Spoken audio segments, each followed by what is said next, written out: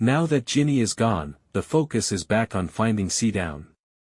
All of this trouble makes Richard think about how far his brother has fallen and what it says about him as the older brother. Conchita tells him that it's unfair for him to compare his brother's evil actions, but his mother describes how the younger brother had always been a little different, saying that he had always looked up to Richard, the only person he ever wanted to impress, and that it was because Richard married a rich American that Seadown chose to marry a rich American as well. At the end of the conversation, she reveals exactly where Seadown is, along with Jinny and Freddie. Seadown tries to encourage Jinny to return to their previous state while Richard and Honoria choose to visit their brother. She informs him that she will never love him, even though she publicly consents to be his wife. This makes him angry again, and he locks her in her room.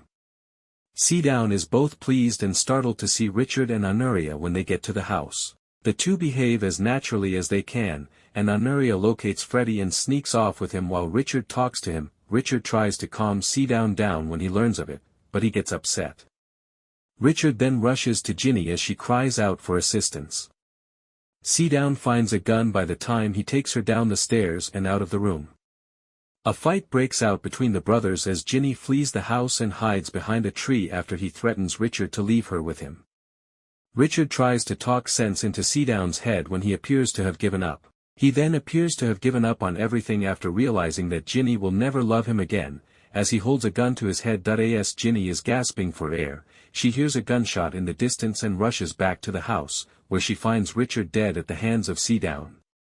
When Jinny arrives at Conchita's house hours later, barefoot and bruised, she breaks the news of Richard's passing, causing everyone to burst into tears. Everyone supports Jinny and Guy as they band together to help find Freddie almost immediately in the episode. Those elements of the episode are very enjoyable. Richard, Nan, and Honoria all have fulfilling hero moments when everyone pitches in. The actions of Nan and Honoria in this episode are the ideal illustration of how they have both truly blossomed in Season 2 of the Buccaneers. This season, Nan has truly grown up, and it's good to watch Honoria have a significant time by herself. But more significantly, Jinny's return to England enables her to see Nan and their friends again. Even though those scenes are welcome, they also show how much the Buccaneers value those friendships and how much they have been missing thus far this season.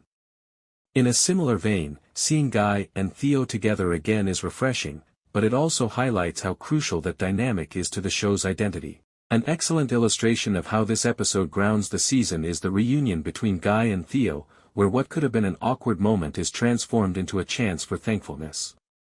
It provides context for the love drama and serves as a reminder to us as viewers that, despite their outward displays of affection, the individuals truly care about one another.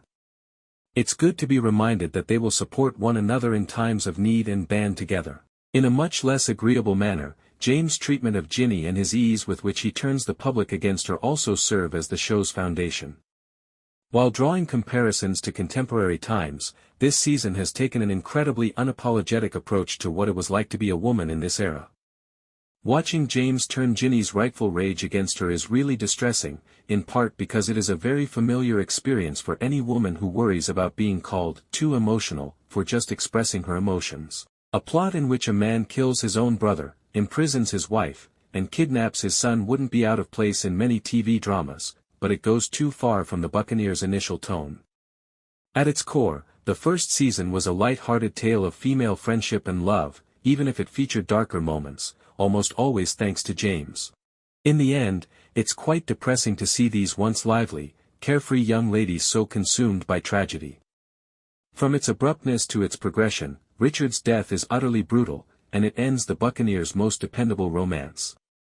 The program greatly benefited from having at least one solid relationship for the girls to strive to, and Conchita and Richard were a wonderful balm to some of the harsher moments in a season already lacking in humor. It's difficult to imagine the show feeling the same way in the future without that. Thanks for watching. For more updates stay tuned and don't forget to like, share and subscribe to my channel please.